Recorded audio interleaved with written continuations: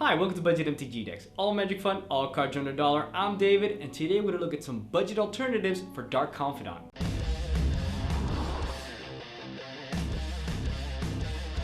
So let's have a look at the card first. Dark Confidant costs a generic mana and a black mana. For 2 mana, we get a 2/1 human wizard, which is a very special ability. At the beginning of our upkeep, we get to reveal the top card of our library, and we put that card into our hand. Then we lose life equal to that card's converted mana cost. So why is this card so expensive? Well, very simply, it gives us reliable card draw. Every turn, we're drawing a card. It doesn't require synergy with other cards, it's just doing this consistently. Also, it's cheap. It only costs 2 mana, which means as early as turn 3, it's already netting us an extra card. Not only that, but it can also swing with it. It's got 2 power, so we can actually attack our opponents if they don't have anything decent to block with. We can also chump block with it. If our opponent attacks us for lethal damage, we can always throw Dark Confidant in front of the creature. And finally, we can also get rid of it pretty easily. If later on in the game, the life loss is starting to become kind of a problem, we can always chump block with it, attack our opponent and hope they block with it, or we can use a removal spell of our own to get rid of this creature, to make sure we don't lose any more life. So now let's look at some budget alternatives. Now remember, these cards are under $1, which means they're going to be nowhere near as good as Dark Confidant, but let's see what we got. First of all, we got Painseer for 1 generic and 1 black, so the same cost as Dark Confidant, we get a 2/2 human wizard.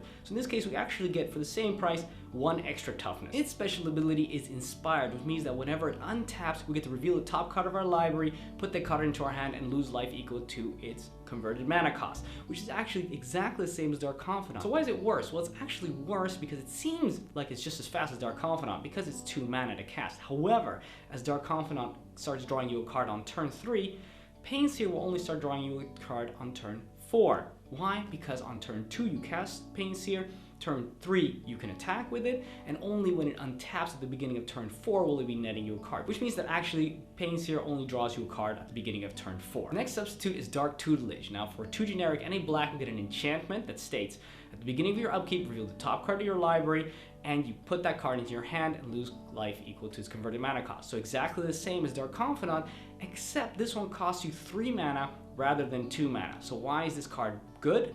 It's good because it's an enchantment, which means it's actually much harder for your opponents to get rid of than Dark Confidant. Why is it worse? Well, it's not a creature, which means that you can't attack with it, you can't chump block with it, plus if you want to get rid of it later on when you're losing too much life, it's going to be much harder for you too. Also, because this thing comes down on turn 3 rather than turn 2, it's actually a little bit slower than Dark Confidant. Next substitute is Sin Prodder. Now for 2 generic and a red, so now we're going a little bit off color, let's see what red has to offer. We get a 3/2 Devil with Menace. Pretty cool. This one's actually 1 power and 1 toughness higher than Dark Confidant, and it's got Menace, which means it's a lot harder to block than Dark Confidant.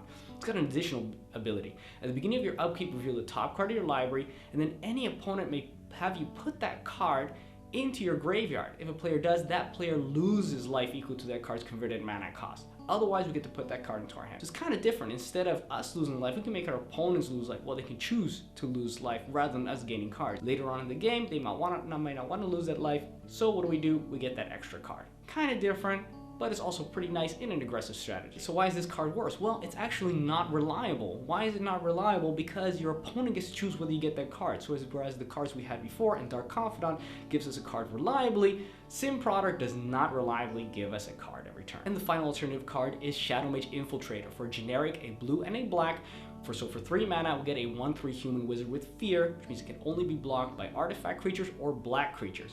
It's got a very cool ability. It states that whenever this guy deals combat damage to an opponent, we get to draw a card.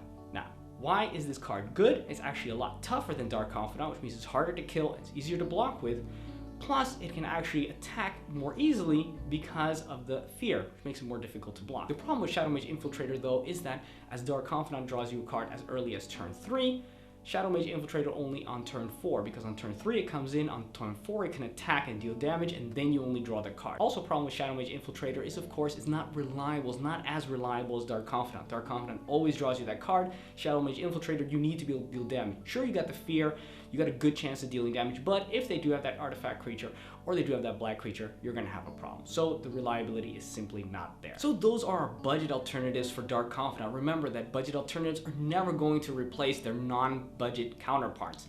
Just use them for fun, casual environments, or maybe as temporary substitutes until you can get your hands on the expensive real cards. And if you got some questions or suggestions, you got some great ideas for some budget substitutes of your own, just leave those comments in the section below.